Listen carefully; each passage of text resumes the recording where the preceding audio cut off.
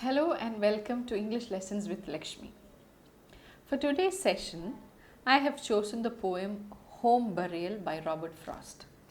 Now, Robert Frost is a very popular poet and he's very familiar to students because his poems have always been prescribed in the syllabus in schools and in colleges. Usually, the poems prescribed are birches, stopping by the woods, mending wall, and some such. But then there are many other poems of Robert Frost which reveal another side of the poet. All the other poems which are usually prescribed, they are all poems that what you would classify as nature poems, poems where he deals with nature. Now the poem Pasture, if you take Stopping by the Woods and even Birches, nature is a kind of a central figure there. And when you talk about nature, when Frost is a nature poet, there is always a tendency to compare him to Wordsworth, who is also hailed as a nature poet. But what is special about Frost is that for him, nature is only a kind of a symbol through which he tells us something more deeper, more profound. And he himself believed that poetry should be more complex than what it appears to be. It should always have more layers of meanings. And so even if you take the poem The Road Not Taken, he is not just talking about a road. He is talking about a juncture in life that almost all of us have encountered, where you have to either choose that or this. And in Mending Walls, he's not just talking about a wall between two farms, but he's talking about the need to maintain relations, the need to destroy walls that separate minds. In Stopping by the Woods, again, he's not just talking about stopping by the woods at the night, but then he is talking about the temptations that sometimes take us away from our main destination and prompt us to stop, prompt us to forget what our intention is. Now, this poem that we have here, titled Home Burial, is a poem that brings out the nuances in the relationship between a husband and a wife. And he tells us about how the death of a child destroys the bondage between the bond, not the bondage, sorry, the bond between the husband and the wife, because most often, as it unfortunately happens, so it is the child that holds the family together. And in families where there is a kind of an incompatibility between the husband and the wife, if the child is gone, then the marriage too is gone. That is what happens in Home Burial. As the title says, there is a burial there. So it is got two meanings there. One is that there has been a death in the house, the child is dead, and it is the burial of the child, the peripheral meaning. But again, if you look at it in the other way, it is the burial of a home. That is the shattering of a home, the destruction of a wonderful relation between a wife and a husband that is also intended by that title. Now let me first give you a brief summary of this poem. So here we have a husband and a wife. At the opening of the poem, you see the husband goes into the room and he sees the wife standing at the top of a staircase and he is standing at the bottom. And there is a window at the top of the staircase and the wife is looking out of the window at something and there is fear in her face. And she comes down, she sees him, and then he knows that she is unhappy, she is tormented by the death of the child, and he tries to make an effort to approach her, to ask her what is troubling her. But then she doesn't give him any leeway, and she tries to move away from him. And so he asks her, "What are you looking at? What is it that you're always staring at out of the window? I want to know." He's tired of this weird behavior of this wife, and he says, I want to know what you're looking at. And she just sits down there on the staircase, not answering him. And he says, let me come and see what is there. And he mounts the staircase, comes and looks out of the window from the point where she is looking out, and he sees the family graveyard can be viewed from there. And it is in this very graveyard that their child has been recently buried. And so he says, now I see. And then she says, no, you don't see anything. And he means that he can see what is there, but she says, no, you don't see anything, in the sense you don't understand what I see. And he says that, oh, what is so special there? It is just the graveyard where my dead ancestors lie. And he looks at the size and he says, from here it looks not much larger than a bedroom, does it? And again he starts talking about the child's mound or the child's grave, and she says don't, because she can't bear even the mention of the death of the child. And she withdraws from him, even the proximity of this man who according to her is so unfeeling, so insensitive to her grief. It is difficult for her to tolerate, and she moves down the staircase and she turns and looks at him. And then the man wonders, now what is wrong? And he asks, out of exasperation he asks, can't a man speak of his own child he's lost? And then she says, not you of all men, you are not supposed to speak about him. And she says, I feel suffocated here, I must leave from here. And she is trying to rush out of the room, and he says, Amy, don't go, and don't go to someone else. You try talking to me, tell me what is ailing you, let me see whether I can offer you any kind of solace. And so she says, you cannot. But then he once again persists, and she doesn't. She goes to the door, and her hands are on the latch. She's ready to open the door and storm out of the room. And then he is totally helpless. The husband wonders what he has done wrong, and he's puzzled as to how to deal with this woman who is his wife, who has been his wife for quite some time now. He feels that she is a stranger, and he says, my words are nearly always an offense. I don't know how to speak of anything so as to please to you.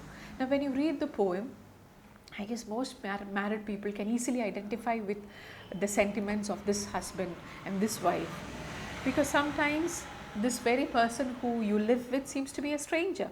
And so that is what he's saying here. And he says, I can't say, I see how. A man must partly give up being a man with women folk. So women are so puzzling, he says, just like many other men have said this before him and after him. He says, it's so difficult with women folk, you just don't know how to behave. And then he says that, okay, if you are really particular about it, I can always compromise. You tell me the things that I should not mention or should not talk about, and I'll try my best to keep away from such topics. And he says, I don't really believe that such agreements or conditions are needed between two people who love each other. But then in some other cases, without these conditions, a relation simply cannot go on. And so you tell me what I should do. And again, she doesn't have the patience to listen to him, and she's trying to move out, and he says, don't go, don't carry it to someone else this time. Now this is something that disturbs him, that his wife can open up to somebody else, to others, maybe her friends or relatives, but she cannot open up to him. She cannot confess her her troubles. She cannot confide her sorrows to him. That is something that is disturbing him, and it is insulting too, because a man who is not able to look after his wife, who is not able to offer her any kind of solace, that itself is a disturbing and an insulting thought to him. And so he says, just give me a chance, give me my chance. I do think though you overdo it a little. And so he says, I know that you are finding it difficult to adjust with your mother loss of a first child, but then but the moment he talks about it, she says, there you go sneering now. And he says, no, you make me angry, you make me so helpless, I'll come down to you. So here you can see in this poem, this staircase itself becomes a metaphor. It is a metaphor of their life, of how they can never stand on the same plane. they never understand each other. The wife is on the top and then the husband is down. When he tries to move up, she moves down. So you can see the lack of communication, the very harsh incompatibility that is seen between the two of them, and the staircase becomes a very good metaphor there. And then he says, okay, he again asks, you make me angry. God, what a woman, he says. And it's come to this, a man can't speak of his own child that is dead. So then she says, you can't because you don't know how to speak. And then she gives vent to her feelings. So this poem is a kind of a dialogue, a heated dialogue between two people, two terribly mentally disturbed people. And then she says that you have no feelings. And she has her own reason. She says, if you had any feelings, how would you go and dig the grave for your child? She simply cannot imagine that, because for her the grief is so intense. She cannot imagine that a father would go and dig a grave for the child. There are other people there. He could have asked somebody else to do it. So she feels it's a very unfeeling thing, a very inhuman thing for him to do. That too, it is their first child, and a child that has died so young. And how could he bring himself to dig a hole for the child and put the baby in and bury it? How could he do it on his own? So that is one thing that has shaken her, that has torn her asunder, and has forced her to fall out of love with this man. And she says, after you dug the grave and you came back inside the house, I was wondering, who is this man? I didn't know you. And then she says that she came down the staircase to take a closer look, to make sure that it is this man, that it is the husband who dug the grave. So she says that she came down, she saw him sitting there. There was the mud on his shoes, the mud that was wet and fresh from the grave. And he came there and he sat there, and he said something that she can never forgive him for. This is the statement. She says, I remember the very words you were saying. And this is what he said: 3 foggy mornings and 1 rainy day will rot the best birch fence a man can build. So a very casual statement the man made. He said that maybe it was raining for quite a few days, and he says 3 foggy mornings and 1 rainy day, even a log of birch, a birch fence will rot. Now he wonders, now what is wrong with that? And she says, how could you talk about rotting when you had a child waiting to be buried there? The dead child is laid in the parlor, in the darkened parlor, and soon the child is going to be buried in the mud. And how could you talk about rotting when death was so imminent there?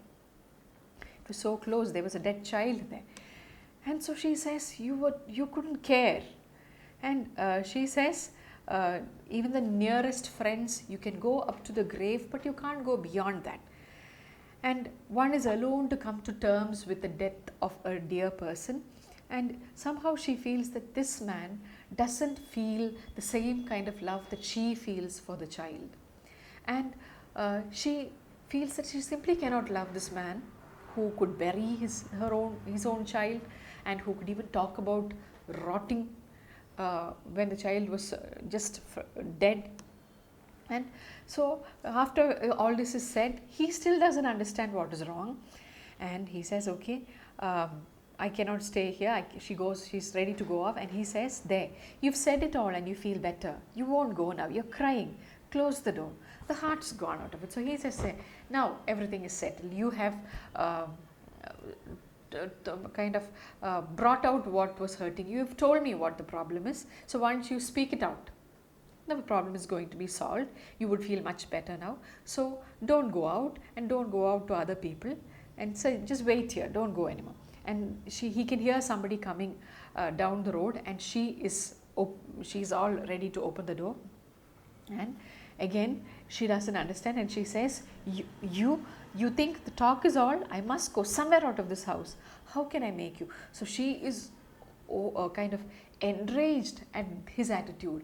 Her statement makes things worse.